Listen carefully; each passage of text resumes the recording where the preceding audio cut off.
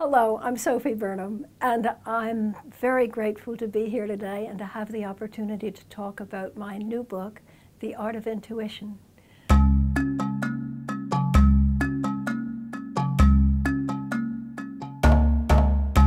have had many intuitions in my life, but I will tell you one.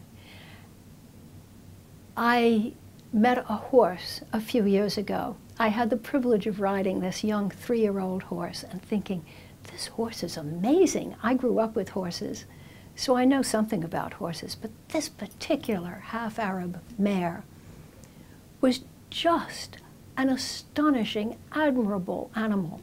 And she loved me, and I fell madly in love with her. Now, I don't need a horse. I did not want a horse, and the horse came up for sale. I decided after great thought that I would not buy the horse. This was in New Mexico, and I live in Washington most of the time, and in New Mexico, maybe 3 months out of the year at the most.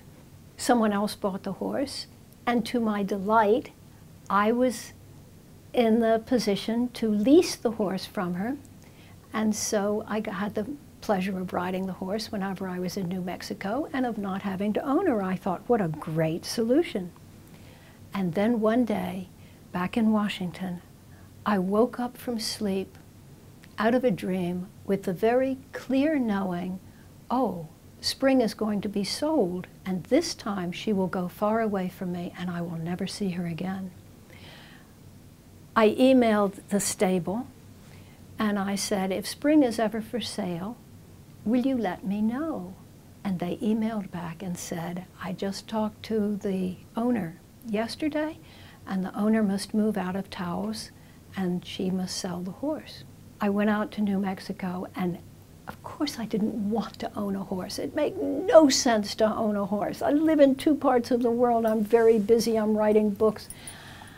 Horses are a lot of trouble. Horses cost a lot of money.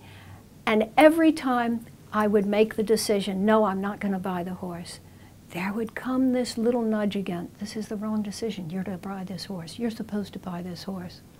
And finally I thought, you know what? In all of my life, whenever I have had a knowing that makes no sense at all, an intuition that makes no sense whatsoever, and I have followed it, it's always turned out right. And so I went and I bought the horse. And I can only tell you that she has given me more pleasure than I would ever have imagined possible in my life. All of you who own dogs and cats and who know the joy that comes from having an animal love you, I will tell you that having a horse that loves you is just as fine. One day I was grooming my horse and brushing her beautiful hindquarters, and she swished her tail around and held it against me, veiling me in this long black tail of hers, and just held it there for a moment. I was embraced in the only way that a horse can do, embraced by her tail. And I have thought often now, yes, we must follow our intuitions, even when they don't make sense. And some grace will fall drop by drop into our lives.